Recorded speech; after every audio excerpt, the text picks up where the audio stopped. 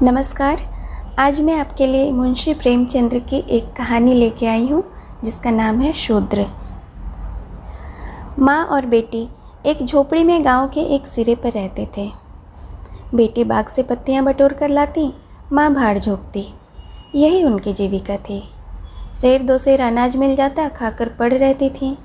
माता विधवा थी, बेटी कुंवारी और घर में कोई और आदमी न था। माँ का नाम गंगा, बेटी का नाम गौरा। गंगा को कई साल से यह चिंता लगी हुई थी कि गौरा की कहीं सगाई हो जाए, लेकिन बात पक्की न होती थी। अपने पति के मर जाने के बाद गौरा ने कोई दूसरा घर न किया था, न ही कोई और धंधा करती थी। इससे लोगों को संदेह हो गया था कि आखिर इनका गुजारा कैसे होता है। और लोग तो छाती फाड़ फाड़ कर काम करते हैं, फिर भी पेट भर अन्न मयस्सर नहीं होता। यह स्त्री कोई काम नहीं करती, फिर भी माँ बेटी आराम से रहते हैं, किसी के सामने हाथ नहीं फैलाते। इसमें कुछ न कुछ रहस्य अवश्य है। धीरे धीरे यह संदेह और भी दृढ़ हो गया। बिरादरी में कोई गौरा के साथ सगाई करने पर राजी न होता। शूद्रों की बिरादरी बहुत छोटी होती है, 10-5 कोस से अधिक इनका क्षेत्र नहीं होता। इसलिए एक दूसरे के गुण दोष भी किसी से छिपे नहीं रहते, उन पर पर्दा नहीं डाला जा सकता। इस भ्रांति को शांत करने के लिए माँ बेटी ने कई तीर्थ यात्राएं की, उड़ीसा तक हो आई, लेकिन संदेह न मिटा। गौरा युवती थी, सुंदरी थी, पर उसे किसी ने कुएं या खेतों में हंसते बोलते नहीं देखा था। उसकी निगाह कभी ऊपर न उठती थी, लेकिन ये बातें भी लोगों को संदेह में डालती थी। कोई न कोई रहस्य अवश्य है। कोई युवती इतनी सती नहीं हो सकती, कोई गुपचुप बात तो अवश्य है। यूं ही दिन गुजरते जाते थे। बुढ़िया दिनों दिन चिंता में घुल रही थी। उधर सुंदरी की मुख छवि दिनों दिन निखरती जा रही थी, कली खिलकर फूल हो रही थी। एक दिन एक परदेसी गांव से होकर निकला, 10-12 कोस से आ रहा था। नौकरी की खोज में कलकत्ते जा रहा था। रात हो गई। किसी कहार का घर पूछता हुआ वह गंगा के घर आ गया। गंगा ने उसका खूब आदर सत्कार किया, उसके लिए गेहूं का आटा लाई, घर से बर्तन निकाल कर दिए। कहार ने पकाया, खाया, लेटा और बातें होने लगी। सगाई की चर्चा छिड़ गई। कहार जवान था। गौरा पर नज़र पड़ी, उसका रंग ढंग देखा, उसकी सजल छवि आंखों में खूब बस गई। सगाई करने पर वह राज़ी हो गया। लौटकर घर चला गया। 2-4 गहने बहन के घर से ले आया। गांव के बजाज ने कुछ कपड़े उधार दे दिए। 2-4 भाई बंधुओं के साथ वह सगाई करने आ पहुंचा और सगाई हो गई और वह यहीं रहने लगा। गंगा बेटी दामाद को आंखों से दूर न कर सकती थी, परंतु 10 ही 5 दिनों में मंगरू के कानों में इधर उधर की बातें पड़ने लगीं। सिर्फ बिरादरी ही नहीं, अन्य जाति वाले भी उसके कान भरने लगे। ये बातें सुन सुनकर मंगरू पछता रहा था कि नाहक यहाँ फंसा, पर गौरा को छोड़ने का ख्याल कर उसका दिल कांप उठता था। 1 महीने बाद मंगरू अपनी बहन के गहने लौटाने गया। खाने के समय उसका बहनोई उसके साथ भोजन करने न बैठा। मंगरू को कुछ संदेह हुआ। बहनोई से बोला, तुम क्यों नहीं आते? बहनोई ने कहा, तुम खा लो, मैं फिर खा लूँगा। मंगरू, बात क्या है, तुम खाने क्यों नहीं उठते? बहनोई, जब तक पंचायत न होगी मैं तुम्हारे साथ कैसे खा सकता हूँ? तुम्हारे लिए बिरादरी भी नहीं छोड़ दूंगा ना। किसी से पूछा न गाछा, जाकर एक हरजाई से सगाई कर ली। मंगरू चौके पर उठाया, मिर्जई पहनी और ससुराल चला आया। बहन खड़ी रोती रह गई। उसी रात को वह किसी से बिना कुछ कहे सुने गौरा को छोड़कर कहीं चला गया। गौरा नींद में मगन थी। उसे क्या खबर कि वह रत्न जो उसने इतनी तपस्या के बाद पाया है, उसे सदा के लिए छोड़कर चला जा रहा है। कई साल बीत गए, मंगरू का कुछ पता न चला। कोई पत्र तक न आया, पर गौरा बहुत प्रसन्न थी। वह मांग में सिंदूर डालती, रंग बिरंगे कपड़े पहनती और अधरों पर मिस्सी के धड़े जमाती। मंगरू भजनों की एक पुरानी किताब छोड़ गया था, उसे कभी कभी पढ़ती और गाती। मंगरू ने उसे हिंदी सिखा दी थी। टटोल टटोल कर भजन पढ़ लेती थी। पहले वह अकेली बैठी रहती थी। गांव की स्त्रियों के साथ बोलते चालते उसे बहुत शर्म आती थी। उसके पास वह वस्तु न थी जिस पर दूसरी स्त्रियां गर्व करती थीं। सभी अपने अपने पति की चर्चा करती थी। गौरा के पति कहाँ था? वह किसकी बातें करती? अब उसके पास भी पति था। अब वह अन्य स्त्रियों के साथ इस विषय पर बातचीत करने की अधिकारिणी थी। वह भी मंगरू की चर्चा करती। मंगरू कितना स्नेहशील है, कितना सज्जन, कितना वीर। पति की चर्चा से उसे कभी तृप्ति ही नहीं होती थी। स्त्रियाँ, मंगरू तुम्हें छोड़कर क्यों चले गए? गौरा कहती, क्या करते, मर्द कभी ससुराल में पड़ा रहता है? देश परदेश जाकर 4 पैसे कमाना ही तो मर्दों का काम है, नहीं तो मान मर्यादा का निर्वाह कैसे हो? जब कोई पूछता चिट्ठी पत्री क्यों नहीं भेजते, तो हंसकर कहती, अपना पता ठिकाना बताने में डरते हैं। जानते हैं ना, गौरा आकर सिर पर सवार हो जाएगी। सच कहती हूँ, उनका पता ठिकाना मालूम हो जाए ना, तो यहाँ मुझसे एक दिन भी रहा ना जाए। वो बहुत अच्छा करते हैं कि मेरे पास चिट्ठी पत्री नहीं भेजते। बेचारे परदेश में कहाँ घर गृहस्थी निभाते फिरेंगे। एक दिन एक सहेली ने कहा, हम न मानेंगे, तुझसे ज़रूर मंगरू ने झगड़ा किया होगा, नहीं तो बिना कुछ कहे क्यों चले जाते? गौरा ने हंसकर कहा, बहन, अपने देवता से कोई झगड़ा करता है? वह मेरे मालिक हैं, भला मैं उनसे क्यों झगड़ा करूँगी? जिस दिन झगड़े की नौबत आएगी कहीं डूब मरूंगी। मुझसे कहकर जाने पाते तो मैं उनके पैरों से लिपट न जाती। एक दिन कलकत्ता से एक आदमी आकर गंगा के घर ठहरा। पास ही के किसी गांव में अपना घर बताया। कलकत्ता में वह मंगरू के पड़ोस में रहता था। मंगरू ने उसे गौरा को अपने साथ लाने के लिए कहा। 2 साड़ियाँ और राह खर्च के लिए कुछ रुपये भी भेजे थे। गौरा फूली न समाई, बूढ़े ब्राह्मण के साथ चलने को तैयार हो गई। चलते वक्त वह गांव की सभी औरतों से गले मिली। गंगा उसे स्टेशन तक पहुंचाने गई। सब कहते थे, बेचारी लड़की के भाग जग गए, नहीं तो यहाँ कुड़कुड़ कर मर जाती। रास्ते भर गौरा सोचती, न जाने वह कैसे होंगे। अब तो मूछें अच्छे से निकल आई होंगी। परदेश में आदमी सुख से रहता है, देह भर आई होगी। बाबू साहब हो गए होंगे। मैं पहले तो 2-3 दिन उनसे न बोलूँगी, फिर पूछूँगी, तुम मुझे छोड़कर क्यों चले गए? अगर किसी ने मेरे बारे में कुछ भला बुरा कहा तो तुमने उस पर विश्वास क्यों कर लिया? तुम अपनी आंखों से न देखकर दूसरे के कहने पर क्यों गए? मैं भली हूँ या बुरी हूँ तो तुम्हारी। तुमने मुझे इतने दिन रुलाया क्यों? तुम्हारे बारे में अगर इसी तरह कोई मुझे कहता तो क्या मैं तुम्हें छोड़ देती? जब तुमने मेरी बाह पकड़ ली तो तुम मेरे हो गए। फिर तुम में लाख ऐब हो मेरी बला से, चाहे तुम तुर्क ही क्यों न जाओ, मैं तुम्हें छोड़कर नहीं जा सकती। तुम मुझे छोड़कर क्यों भागे? क्या समझते थे भागना सहज है? आखिर झक मार कर बुलाया कि नहीं? कैसे न बुलाते? मैंने तो तुम्हारे ऊपर दया की कि चली आई, नहीं तो कह देती मैं ऐसे निर्दयी के पास नहीं जाती, तो तुम आप दौड़े आते। तप करने से देवता भी मिल जाते हैं, आकर सामने खड़े हो जाते हैं, तुम कैसे ना आते? वह बार बार उद्विग्न हो बूढ़े ब्राह्मण से पूछती, अब कितनी दूर है? धरती के छोर पर रहते हैं क्या? और भी कितनी ही बातें वह पूछना चाहती थी, लेकिन संकोचवश पूछ न पाती थी। मन ही मन अनुमान करके अपने आप को संतुष्ट कर लेती थी। उनका मकान बड़ा सा होगा। शहर में लोग पक्के के घरों में रहते हैं। जब उनका साहब इतना मानता है तो नौकर भी होगा। मैं नौकर को भगा दूंगी। मैं दिन भर पड़े पड़े क्या करूंगी? बीच बीच में उसे घर की याद भी आ जाती थी। बेचारी अम्मा रोती होगी। अब उन्हें घर का सारा काम भी आप ही करना पड़ेगा। न जाने बकरियों को चराने ले जाती है या नहीं। बेचारी दिन भर क्या करती होगी। मैं अपनी बकरियों के लिए महीने महीने रुपये भेजूंगी। जब कलकत्ता से लौटूंगी तब सबके लिए साड़ियाँ लाऊंगी। तब इस तरह से थोड़े ही ना लौटूंगी। मेरे साथ बहुत सा असबाब होगा। सबके लिए कुछ न कुछ सौगात लाऊंगी। तब तक तो बहुत सारी बकरियां हो जाएंगी। यही सुख स्वप्न देखते देखते गौरा ने सारा रास्ता काट दिया। पगली क्या जानती थी कि मेरे मन कुछ और कर्ता के मन कुछ। क्या जानती थी कि बूढ़े ब्राह्मणों के वेश में पिशाच होते हैं। मन की मिठाई खाने में मगन थी। तीसरे दिन गाड़ी कलकत्ता पहुंची। गौरा की छाती धड़ धड़ करने लगी। वह यहीं कहीं होंगे।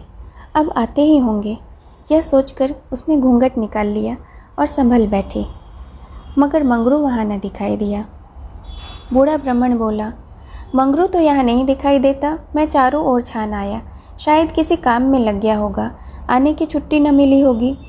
मालूम भी तो न था ना कि हम लोग किस गाड़ी से आ रहे हैं, उसकी राह क्या देखें, चलो डेरे पर चलें। दोनों गाड़ी पर बैठकर चले। गौरा कभी तांगे पर सवार न हुई थी। उसे गर्व हो रहा था कि कितने ही बाबू लोग पैदल जा रहे हैं और मैं तांगे पर बैठी हूँ। एक क्षण में गाड़ी मंगरू के डेरे पर पहुँच गई। एक विशाल भवन, आहता साफ सुथरा, साइबान में फूलों के गमले रखे हुए थे। सीढ़ियों पर चढ़ने लगी विस्मय, आनंद और आशा से। उसे अपनी सुधि ही न रही। सीढ़ियों पर चढ़ते चढ़ते पैर दुखने लगे। यह सारा महल उनका है? किराया बहुत देना पड़ता होगा। रुपये को तो वो कुछ समझते ही नहीं। उसका हृदय धड़क रहा था कि कहीं मंगरू ऊपर से उतरते ना आ रहे हों। सीढ़ियों पर भेंट हो गई तो मैं क्या करूँगी? भगवान करे वह पड़े सोते रहे हों, जब मैं जगाऊं और वह मुझे देखकर हड़बड़ा कर उठ बैठे। आखिर सीढ़ियों का अंत हुआ। ऊपर एक कमरे में गौरा को ले जाकर ब्राह्मण देवता ने बिठा दिया। यही मंगरू का डेरा था, मगर मंगरू यहाँ भी नदारद।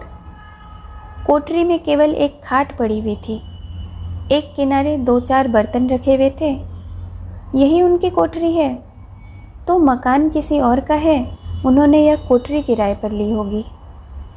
मालूम होता है रात को बाजार में पूरियां खाकर सो रहे होंगे। यही उनके सोने की खाट है। एक किनारे घड़ा रखा हुआ था। गौरा को मारे प्यास के तालू सूख रहा था। घड़े से पानी उड़ेल कर पिया। एक किनारे पर एक झाड़ू रखा था।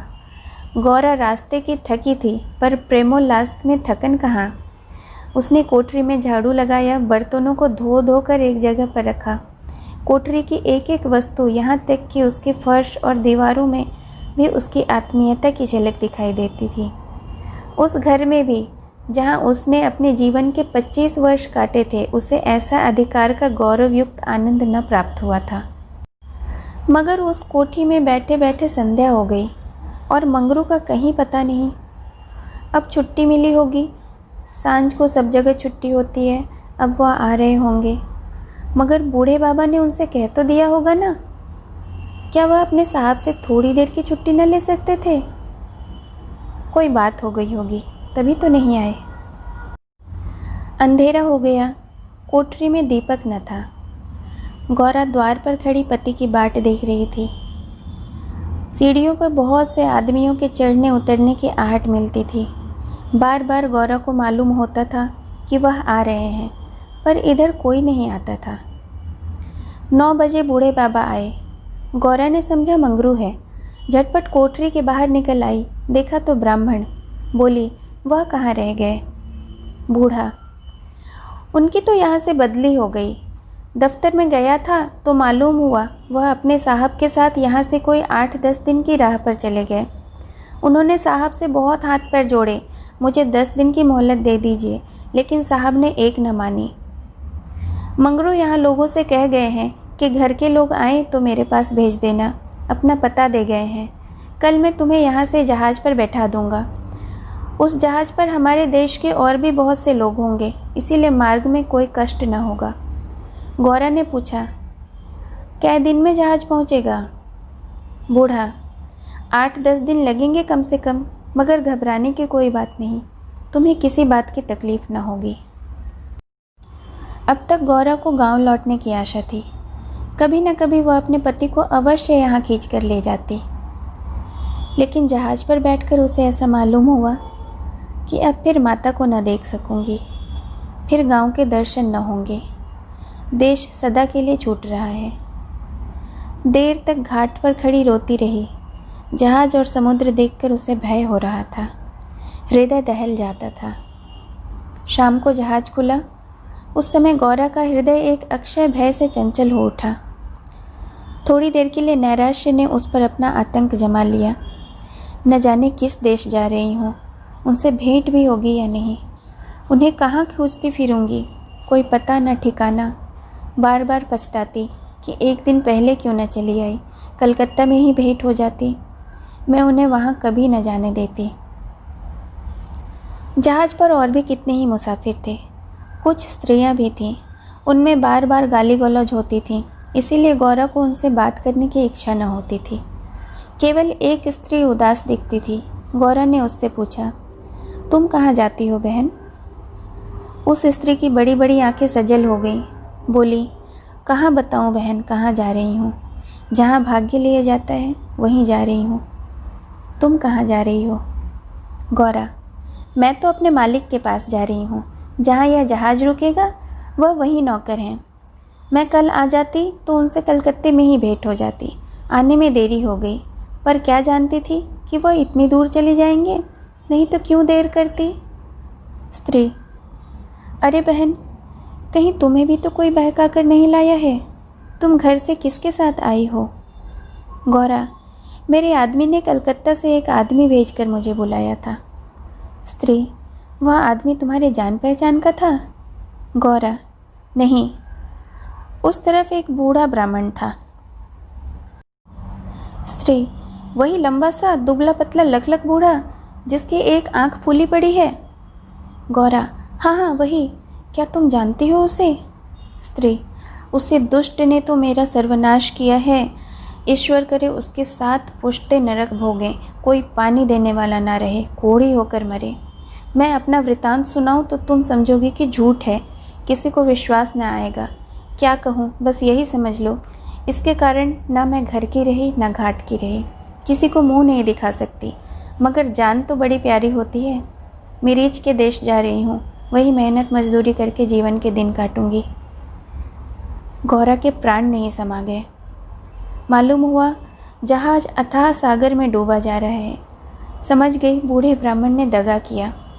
अपने गांव में सुना करती थी, गरीब लोग मिरीच में भर्ती होने के लिए जाया करते हैं, मगर वहाँ जो जाता वह फिर कभी नहीं आता। हे भगवान, तुमने मुझे किस पाप का दंड दिया? बोली, यह सब लोगों को इस तरह से छलकर मिरीच भेजते हैं। स्त्री, रुपये के लोभ के लिए और किस लिए? सुनती हूँ आदमी पीछे इन सभी को रुपये मिलते हैं। गौरा, मजूरी? गौरा सोचने लगी, अब क्या करूँ? यह आशा नौका जिस पर बैठी वह चली जा रही थी टूट गई, और अब समंदर की लहरों के सिवा उसकी रक्षा करने वाला कोई न था। जिस आधार पर उसने अपना जीवन भवन बनाया था वह जलमग्न हो गया। अब उसके लिए जल के सिवा और कहाँ आश्रय है?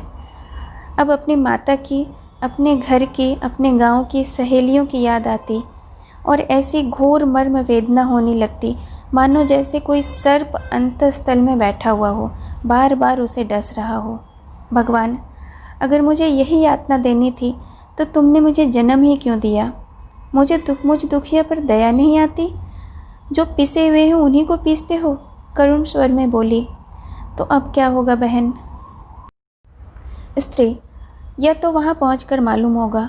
अगर मजूरी करनी पड़ी तो कोई बात नहीं, लेकिन अगर किसी ने कुदृष्टि से देखा तो मैंने निश्चय कर लिया है, या तो उसी के प्राण ले लूँगी या अपने प्राण दे दूँगी। यह कहते कहते उसने अपना वृतांत सुनाने की वह उत्कृष्ट इच्छा हुई जो दुखियों को हुआ करती है। वह बोली, मैं बड़े घर की बेटी और उससे भी बड़े घर की बहू हूँ, पर अभागिनी। विवाह के 3रे साल पति का देहावसान हो गया। चित्त की कुछ ऐसी दशा हो गई कि नित्य मालूम होता था कि वह मुझे बुला रहे हैं। पहले तो आंख झपकते ही उनकी मूर्ति सामने आ जाती थी, लेकिन फिर तो यह दशा हो गई कि जागृत दशा में रहकर भी उनके दर्शन होने लगे। बस यही जान पड़ता था कि वह साक्षात बुला रहे हैं। किसी से शर्म के मारे कह न पाती थी, पर मन में यह शंका होती थी, जब उनका देहावसान हो गया है तो वह मुझे कैसे दिखाई देते हैं। मैं इसे भ्रांति समझकर चित्त को शांत न कर सकती थी। मन कहता था, जो वस्तु प्रत्यक्ष दिखाई देती है वह मिल क्यों नहीं सकती? केवल वह ज्ञान चाहिए। साधु महात्माओं के सिवा यह ज्ञान और कौन दे सकता है? अब मेरा तो अब भी यही विश्वास है कि अभी भी ऐसी क्रियाएं हैं जिनसे हम मरे हुए प्राणियों से बातचीत कर सकते हैं, उनको स्थूल रूप में देख सकते हैं। महात्माओं की खोज में रहने लगी। मेरे यहाँ अक्सर साधु संत आते थे। उनसे एकांत में इस विषय पर बातें किया करती थी, पर वे लोग सदुपदेश देकर मुझे टाल देते थे। मुझे सदुपदेशों की ज़रूरत न थी। मैं वैधव्य धर्म खूब जानती थी। मैं तो वह ज्ञान चाहती थी जो जीवन और मरण के बीच का पर्दा उठा दे। 3 साल तक मैं इसी खेल में लगी रही। 2 महीने होते ही वही ब्राह्मण सन्यासी बना हुआ मेरे यहाँ आ पहुँचा। मैंने इससे वही भिक्षा मांगी। इस धूर्त ने कुछ ऐसा माया जाल फैलाया कि मैं आंखें रहते हुए भी फंस गई। अब सोचती हूँ, अपने ऊपर आश्चर्य होता है कि मुझे भी इन बातों पर कैसे विश्वास हो गया। मैं पति दर्शन के लिए सब कुछ झेलने को, सब कुछ करने को तैयार थी। इसने रात को अपने पास बुलाया। मैं घर वालों से पड़ोसन के घर जाने का बहाना बनाकर इसके पास गई। एक पीपल से इसकी धुई जल रही थी। उस विमल चांदनी में यह जटाधारी ज्ञान और योग का देवता सा मालूम होता था। मैं आकर धुई के पास खड़ी हो गई। उस समय यदि बाबा जी मुझे आग में कूद पड़ने की आज्ञा देते तो मैं तुरंत कूद पड़ती। इसने मुझे बड़े प्रेम से बिठाया और मेरे सिर पर हाथ रखकर न जाने क्या कर दिया। मैं बेसुध हो गई। फिर मुझे कुछ नहीं मालूम कि मैं कहाँ गई, क्या हुआ। जब मुझे होश आया तो मैं रेल पर सवार थी। जी मैं आया कि चिल्लाऊं, पर यह सोचकर कि अब गाड़ी रुक भी गई और मैं उतर भी पड़ी तो घर में घुसने न पाऊंगी, मैं चुपचाप बैठी रह गई। मैं परमात्मा की दृष्टि से निर्दोष थी, पर संसार की दृष्टि से कलंकित हो चुकी थी। रात को किसी युवती का घर से निकल जाना कलंकित करने के लिए काफ़ी था। जब मुझे मालूम हो गया सब मुझे टापू भेज रहे हैं तो मैं जरा भी आपत्ति नहीं की। मेरे लिए अब संसार का यही एकमात्र मार्ग बचा। जिसका संसार में कोई न हो उसके लिए देश परदेश दोनों बराबर हैं। हाँ, यह पक्का निश्चय कर चुकी हूँ कि मरते दम तक अपने सत की रक्षा करूँगी। विधि के हाथ में मृत्यु से बढ़कर कोई यातना नहीं। विधवा के लिए मृत्यु का क्या भय। अब उसका जीना और मरना दोनों बराबर है, बल्कि मर जाने से जीवन की विपत्तियों का अंत ही हो जाएगा। गौरा ने सोचा, इस स्त्री में कितना धैर्य और साहस है, फिर भी मैं इतनी कातर और निराश हो रही हूँ। जब जीवन की अभिलाषाओं का अंत हो गया हो तो जीवन के अंत से क्या डर। बोली, बहन, हम और तुम एक जगह रहेंगी। मुझे तो अब तुम्हारा ही भरोसा है। स्त्री ने कहा, भगवान का भरोसा रखो, मरने से मत डरो। सघन अंधकार छाया हुआ था। ऊपर काला आकाश था, नीचे काला जल। गौरा आकाश की ओर ताक रही थी, उसकी संगिनी जल की ओर। उसके सामने आकाश के कुसुम थे, इसके चारों ओर अनंत अखंड अपार अंधकार था। जहाज से उतरते ही एक आदमी ने यात्रियों के नाम लिखने शुरू किए। इनका पहनावा तो अंग्रेजी था, पर बातचीत से हिंदुस्तानी मालूम होता था। गौरा सर झुकाए अपनी संगिनी के पीछे खड़ी थी। उस आदमी के आवाज़ सुनकर वह चौंक पड़ी। उसने दबी आंखों से उसकी ओर देखा। उसके समस्त शरीर में सनसनी दौड़ गई। क्या वह स्वप्न तो नहीं देख रही थी? आंखों पर विश्वास न हुआ। फिर उसने उस पर निगाह डाली।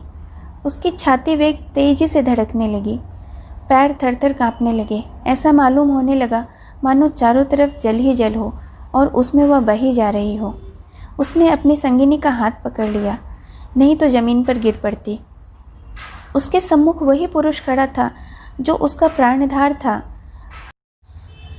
और जिससे इस जीवन में भेंट होने की उसे लेश मात्र भी आशा न थी। वह मंगरू था, इसमें जरा भी संदेह न था। हाँ, सूरत बदल गई थी। बाल खिचड़ी हो गए थे, गाल पिचके हुए, लाल आंखों से कुवासना और कठोरता झलक रही थी, पर था वह मंगरू। गौरा के जी में प्रबल इच्छा हुई कि स्वामी के पैरों से लिपट जाऊं। चिल्लाने को जी चाहा, पर संकोच ने मन को रोका। बूढ़े ब्राह्मण ने बहुत ठीक कहा था। स्वामी ने अवश्य मुझे बुलाया था और आने से पहले यहाँ चले आए। उसने अपनी संगिनी के कान में कहा, बहन, तुम उस ब्राह्मण को व्यर्थ ही बुरा कह रही थी। यही तो है वह जो यात्रियों के नाम लिख रहे हैं। स्त्री, सच? खूब पहचानती हो। गौरा, बहन, इसमें भी कोई संदेह हो सकता है? स्त्री, तब तो तुम्हारे भाग जग गए, मेरी भी सुधि लेना। गौरा, बहन, ऐसा भी हो सकता है भला मैं तुम्हें यहाँ छोड़ दूँ? मंगरू यात्रियों से बात बात पर बिगड़ता था, बात बात पर गालियाँ देता था। कई आदमियों को ठोकर मारे और कई को केवल गांव का जिला न बता पाने के कारण धक्का दे रहा था। गौरा मन ही मन गड़ी जा रही थी। साथ ही अपने स्वामी के अधिकार पर उसे गर्व भी हो रहा था। आखिर मंगरू उसके सामने आकर खड़ा हो गया और कुचेष्टापूर्ण नेत्रों से देखकर बोला, तुम्हारा नाम क्या है? गौरा। मंगरू चौंक पड़ा, फिर बोला, घर कहाँ है? मदनपुर, जिला बनारस। यह कहते कहते हंसी आ गई। मंगरू ने उसकी ओर ध्यान से देखा, तब लपक कर उसका हाथ पकड़ लिया और बोला, गौरा तुम यहाँ कहाँ? मुझे पहचानती हो? गौरा रो रही थी, मुंह से बात न निकलती। मंगरू बोला, तुम यहाँ कैसे आई? गौरा खड़ी हो गई, आंसू पोंछ डाले और मंगरू की ओर देखकर बोली, तुम्ही ने तो बुला भेजा था। मंगरू, मैं तो 7 साल से यहाँ हूँ। गौरा, तुमने उस बूढ़े ब्राह्मण को बुलाने नहीं भेजा था? मंगरू, कह तो रहा हूँ मैं 7 साल से यहाँ हूँ, मरने पर ही यहाँ से जाऊँगा, भला तुम्हें क्यों बुलाता? गौरा को मंगरू से इस निष्ठुरता की आशा न थी। उसने सोचा, अगर सत्य भी हो कि इन्होंने मुझे नहीं बुलाया, तो भी इन्होंने मेरा यूँ अपमान न करना चाहिए था। क्या वह समझते हैं कि मैं इनकी रोटियों पर आई हूँ? यह तो इतने ओछे स्वभाव के न थे, शायद दर्जा पाकर इन्हें मद हो गया है। नारी सुलभ अभिमान से गर्दन उठाकर उसने कहा, तुम्हारी इच्छा हो तो अब यहाँ से लौट जाऊँ, तुम्हारे ऊपर भार नहीं बनना चाहती। मंगरू कुछ लज्जित होकर बोला, अब तुम यहाँ से नहीं लौट सकती गौरा, यहाँ आकर बिरला ही कोई लौटता है। यह कहकर वह कुछ देर चिंतामग्न खड़ा रहा, मानो संकट में पड़ा हुआ हो कि क्या करना चाहिए। उसके कठोर मुखाकृति पर दीनता का रंग झलक पड़ा। तब कातर स्वर में बोला, जब आ ही गई हो तो रहो, जैसे कुछ पड़ेगी देखी जाएगी। गौरा, जहाज़ फिर कब लौटेगा? मंगरू, तुम यहाँ से 5 बरस के पहले नहीं जा सकती। गौरा, क्यों, कोई ज़बरदस्ती है? मंगरू, हाँ, यहाँ का यही हुक्म है। गौरा, तो फिर मैं अलग मजूरी करके अपना पेट पालूंगी। मंगरू ने सजल नेत्र से कहा, जब तक मैं जीता हूँ तुम मुझसे अलग नहीं रह सकती। गौरा, तुम्हारे ऊपर भार बनकर नहीं रहूँगी। मंगरू, मैं तुम्हें भार नहीं समझता गौरा, लेकिन यह जगह तुम जैसी देवियों के रहने लायक नहीं है, नहीं तो कब का मैंने तुम्हें यहाँ बुला लिया होता।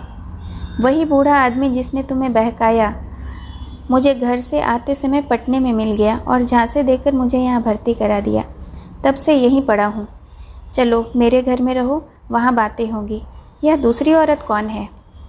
गौरा, यह मेरी सखी है, इन्हें भी बूढ़ा बहका कर लाया है। मंगरू, यह तो किसी कोठी में जाएगी, इन सब आदमियों की बाट होगी, जिसके हिस्से में जितने आदमी आएंगे उतने हर एक कोठी में भेजे जाएंगे। गौरा, यह तो मेरे साथ रहना चाहती है।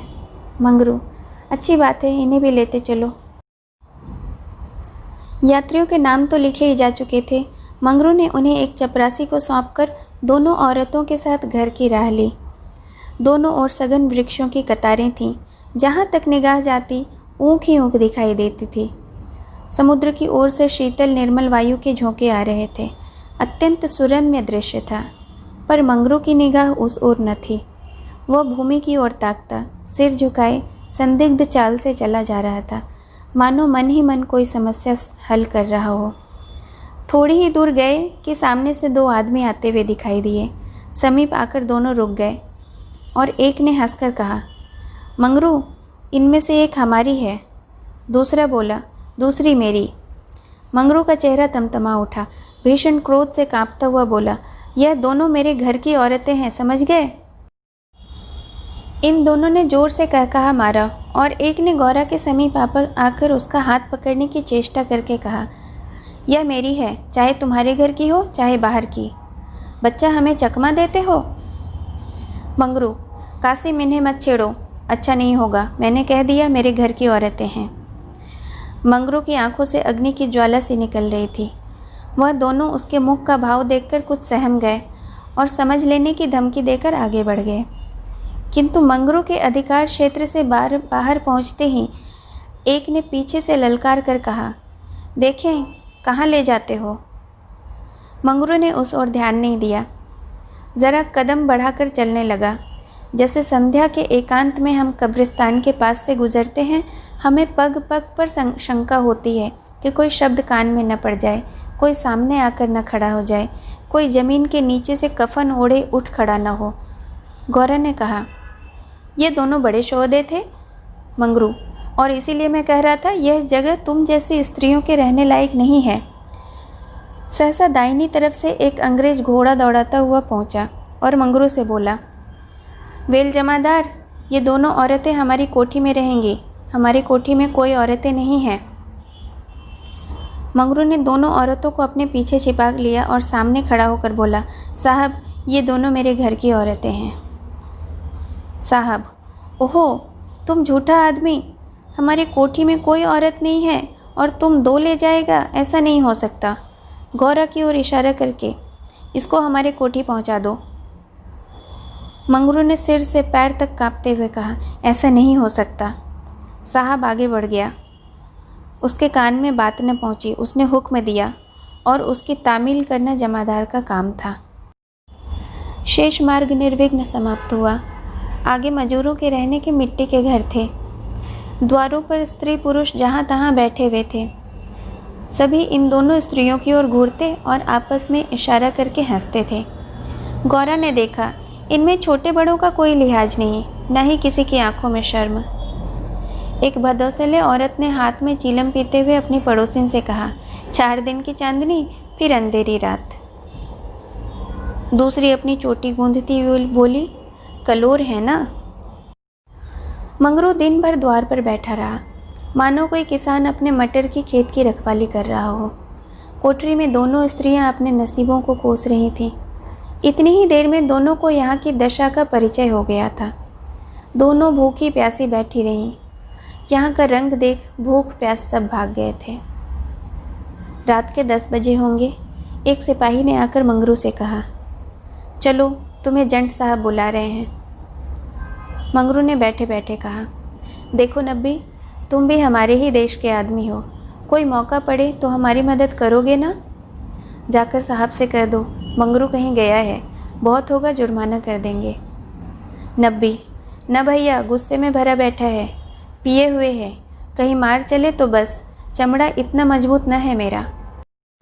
मंगरू, अच्छा तो जाकर कह दो नहीं आता। नब्बी, मुझे क्या, जाकर कह दूंगा, पर तुम्हारी खैरियत नहीं। यह वही साहब थे जिनसे आज मंगरू की भेंट हुई थी। मंगरू जानता था कि साहब से बिगाड़ करके यहाँ एक क्षण भी निर्वाह नहीं हो सकता। जाकर साहब के सामने खड़ा हो गया। साहब ने दूर से ही डांटा, वह औरत कहाँ है, तुमने उसे अपने घर पर क्यों रखा है। मंगरू, वह मेरी ब्याहता औरत है। साहब, अच्छा वह दूसरी कौन है। मंगरू, वह मेरी सगी बहन है हुजूर। साहब, हम कुछ नहीं जानता, तुमको लाना पड़ेगा, दोनों में से कोई। मंगरू पैरों पर गिर पड़ा और रो रो कर अपनी सारी राम कहानी सुना गया, पर साहब जरा भी न पसीजे। अंत में वह बोला, हुजूर, वह दूसरी औरतों की तरह नहीं है, अगर आ भी गईं तो प्राण दे देंगी। साहब ने हंसकर कहा, ओह, जान देना इतना आसान नहीं। नब्बी, मंगरू, अपनी दांव क्यों रोते हो, तुम हमारे घर नहीं घुसते थे, जब भी घात पाते हो जा पहुंचते हो, अब क्यों रोते हो। एजेंट, ओ यह बदमाश है, अभी जाकर लाओ, नहीं तो हम तुमको हंटरों से पीटेगा। मंगरू, हुजूर, जितना चाहो पीट लो, मगर मुझसे यह काम करने को न कहो जो मैं जीते जी नहीं कर सकता। एजेंट, हम 100 हंटर मारेगा। मंगरू, हुजूर 1000 हंटर मार लें, लेकिन मेरे घर की औरतों से न बोलें। एजेंट नशे में चूर था। हंटर लेकर मंगरू पर पिल पड़ा और लगा सड़ासड़ जमाने। 10-12 कोड़े मंगरू ने धैर्य के साथ सहे, फिर हाय हाय करने लगा। देह की खाल फट गई और मांस पर चाबुक पड़ता तो बहुत जब्त करने के बाद भी कंठ से आर्त ध्वनि निकल ही आती थी। अभी 100 में से कुछ 15 ही चाबुक पड़े थे। रात के 10 बज गए थे। चारों ओर सन्नाटा छाया हुआ था और उस नीरव अंधकार में मंगरू का करुण विलाप किसी पक्षी की भांति आकाश में मुंडला रहा था। वृक्षों का समूह भी हतबुद्धि से खड़े मौन रोन की मूर्ति बनाए हुए थे। यह पाषाण हृदय लंपट विवेक शून्य जमादार इस समय एक अपरिचित स्त्री के सतीत्व की रक्षा करने के लिए अपने प्राण देने को तैयार था, लेकिन इस नाते कि वह उसकी पत्नी की संगिनी थी। वह समस्त संसार की नज़रों में गिरना गवारा कर सकता था, पर अपनी पत्नी की भक्ति पर अखंड राज्य करना चाहता था। इसमें अणुमात्र की भी कमी उसके लिए असहाय थी। उस अलौकिक भक्ति के सामने उसके जीवन का क्या मूल्य था? ब्रह्मणी तो जमीन पर ही सो गई थी, पर गौरा बैठी पति की वाट जो रही थी। अभी तक वह उससे कोई बात न कर सकी थी। 7 वर्षों की विपत्ति कथा कहने सुनने के लिए बहुत समय की जरूरत थी, और रात के सिवाय वह समय फिर कब मिल सकता था? उसे ब्रह्मणी पर कुछ क्रोध सा आ रहा था। वह क्यों मेरे गले की हार बनी हुई है? इसी के कारण तो वह हमारे घर नहीं आ रहे। यकायक वह किसी का रोना सुनकर चौंक पड़ी। भगवान, इतनी रात गए कौन दुख का मारा रो रहा है? अवश्य कहीं कोई मर गया है। वह उठकर द्वार पर आई और यह अनुमान करके कि मंगरू यहीं बैठा हुआ है, बोली, वह कौन रो रहा है, जरा देखो तो। लेकिन जब कोई जवाब न मिला तो वह स्वयं कान लगाकर सुनने लगी। सहसा उसका कलेजा धक से हो गया। यह तो उन्हीं की आवाज़ है। यह आवाज़ साफ सुनाई दे रही थी। मंगरू की आवाज़ थी। वह द्वार के बाहर निकल गई। उसके सामने एक गोली के अप्पे पर एजेंट का बंगला था। उसी तरफ से आवाज़ आ रही थी। उन्हें कोई मार रहा है। आदमी मार पड़ने पर ही इस तरह से रोता है। मालूम होता है वही साहब उन्हें मार रहा है। वह वहाँ खड़ी न रह सकी, पूरी शक्ति से उस बंगले की ओर दौड़ी। तथा साफ था। एक क्षण में वह फाटक पर पहुँच गई। फाटक बंद था। उसने जोर जोर से फाटक पर धक्का दिया, लेकिन वह फाटक न खुला, और कई बार जोर जोर से पुकारने पर भी कोई बाहर न निकला। तो वह फाटक के जंगलों पर पैर रखकर भीतर कूद पड़ी। उस पर जाते ही उसने एक रोमांचकारी दृश्य देखा। मंगरू नंगे बदन बरामदे में खड़ा था और एक अंग्रेज उसे हंटरों से मारा जा रहा था। गौरा की आंखों के सामने अंधेरा छा गया। वह एक छलांग में साहब के सामने जाकर खड़ी हो गई और मंगरू को अपने अक्षय प्रेम सबल हाथों से ढककर बोली, सरकार, दया करो। इनके बदले मुझे जितना चाहो मार लो, पर इनको छोड़ दो। एजेंट ने हाथ रोक लिया और उन्मत्त की भांति गौरा की ओर एक कदम बढ़ाकर बोला, हम इसको छोड़ देंगे तो तुम मेरे पास रहेगा? मंगरू के नथने फड़कने लगे। यह पामर नीच अंग्रेज मेरी पत्नी से इस तरह की बातें कर रहा है? अब तक वह जिस अमूल्य रत्न की रक्षा के लिए इतनी यातनाएं सह रहा था, वही वस्तु साहब के हाथ में चली आ रही है। यह असहाय था। उसने चाहा कि लपक कर साहब की गर्दन पकड़ ले।